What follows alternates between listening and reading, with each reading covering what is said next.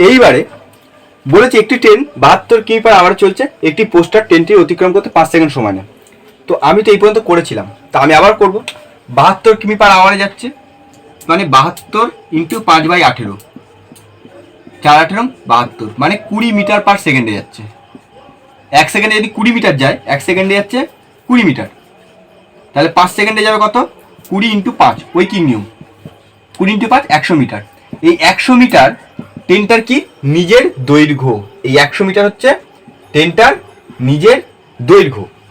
এইবারে ট্রেনটা কি করছে, ট্রেনটা আরেকটু চলছে, এখানে একটা প্ল্যাটফর্ম আছে, এখানে একটা প্ল্যাটফর্ম আছে, এই যে প্ল্যাটফর্ম, এখানে একটা প্ল্যাটফর্ম আছে যার দৈর্ঘ্য হচ্ছে 200 মিটার।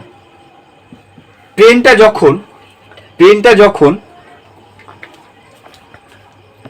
যখন এখানে 200 মিটার বলছে, তো এখানে হচ্ছে 200 মিটার, এখানে 200 মিটার, তো আমি 200 মিটারটা করে দিই, 200 মিটার। তো ট্রেনটা যখন এইখানে আসবে, এই জায়গাটা আসবে, তখন তো ট্রেনটা এই প্ল্যাটফর্মটাকে ক্রস করছে, তখনই তো ট্রেনটা এই প্ল্যাটফর্মকে ক্রস করছে। তাহলে ট্রেনটা কতটা পথ যাচ্ছে, একেও ক্রস করছে, একেও ক্রস করছে, টোটাল ট্রেনটা যাচ্ছে 300 মিটার। টোটাল ট্রেনটা যাচ্ছে কত? 300 মিটার। তাহলে টোটাল ট্রেনটা যাচ্ছে 300 মিটার।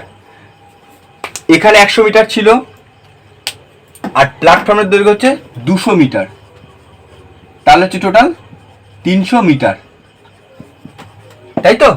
তাহলে টোটাল 300 মিটার। তাহলে 20 মিটার/সেকেন্ড। এবার আমি এটা বন্ধ রাখবো, এই জায়গাটা দেখো, এইটা হচ্ছে, এবার আমাকে জানতে হবে যে কি বার করতে দিয়েছে, কত সময় নেবে, যেটা সবসময় বার করতে দেবে সেটাকে আমরা ডান দিকে রাখবো, আর যেটা আমাকে বলে দিয়েছে, যেমন আমার দৈর্ঘ্যটা বলে দিয়েছে, সেটা আমি বাম দিকে। যেমন এখানে 20 মিটার/সেকেন্ডে যাচ্ছে, 20 মিটার/সেকেন্ডে যাচ্ছে, তাহলে 20 মিটার যাচ্ছে 1 সেকেন্ডে, তাহলে 300 মিটার যাবে, 300 মিটার যাবে কত সেকেন্ডে?